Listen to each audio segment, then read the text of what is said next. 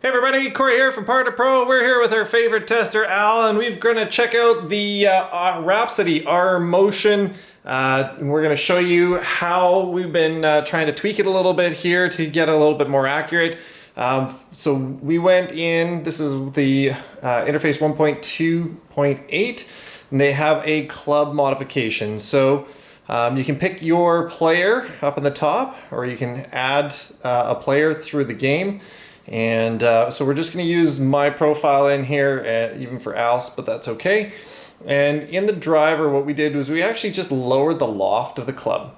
And what we were finding is just some of the spin numbers were pretty high, so just playing around with it a little bit to tweak it to get it a little bit more accurate. So with that being said, then we just go over to the game. Everything's already connected, licensed dongle and R Motion. We're all good to go here. We've got the latest firmware in. And we're just going to hit play, and hopefully you guys can see that in the video there. And we're just going to pick our high resolution here, unwindowed, play. And as you can see, we are testing a screen here. We've got, we always, here at Par to Pro, we're always testing different products, including screens. So the screen here is not quite installed 100%, so you won't see a very flat image, but we're testing it out just to see what kind of quality it is. Definitely not better than our HQ, but that's all part of the testing. So we're just going to go into offline mode to show you what the basic R Motion setup has. I'm going to go into play around.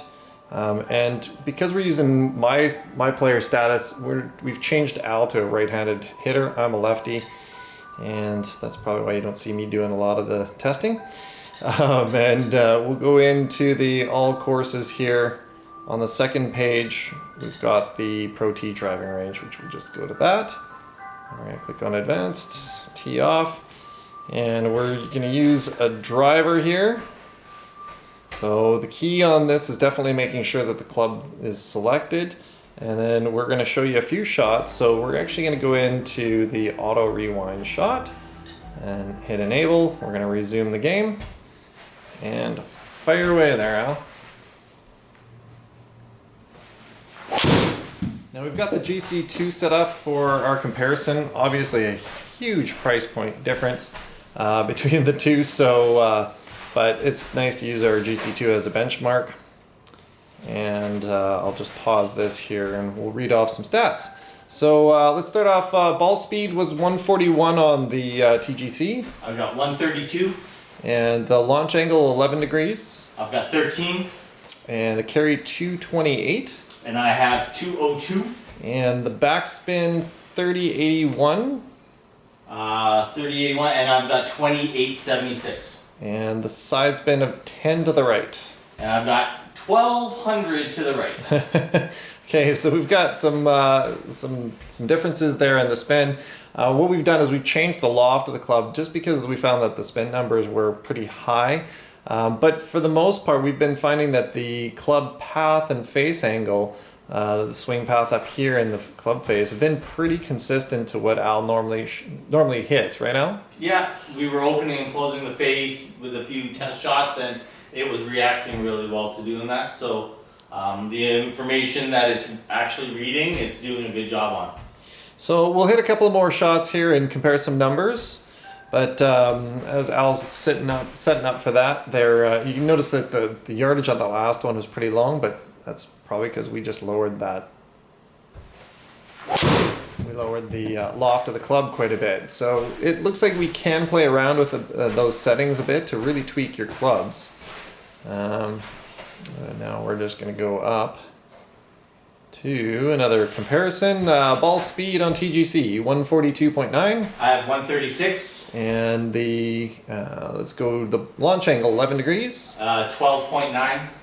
Carry 227. This is 225. Wow, that's pretty close.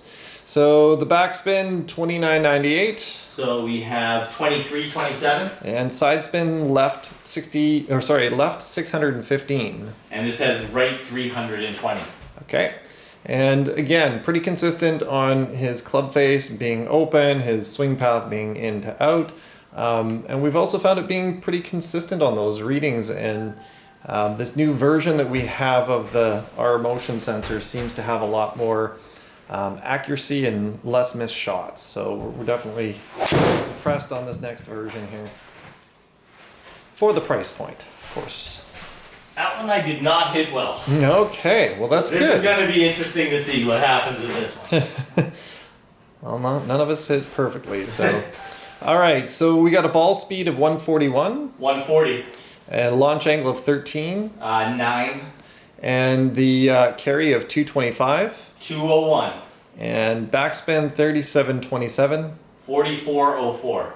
and side spin 13. And that's where the mistake came in. I had 1500 right spin. I hit right off the toe and open. So it missed that side spin, which it's calculating obviously on this one. So yeah, that's where this one is shorter than, but it's the R motion is reading. So. Yeah, now an R motion's not going to read whether it hits off the toe or the, you know, if you hit it fat or you hit it thin, and that's Yeah. kind of one of the drawbacks. But again, the massive price point difference, for that price difference, you can't expect it to be the same. Yeah. So And I would say, it said I left the phase open 5 degrees. I would agree with that. I pushed it and it's got an into out of 5 and an open of 5. So that sounds pretty good. excellent. So that's the driver. Stay tuned. We're going to do another video on an 8-iron. And for more information, you can always visit us at www.par2pro.com. Thanks, Al.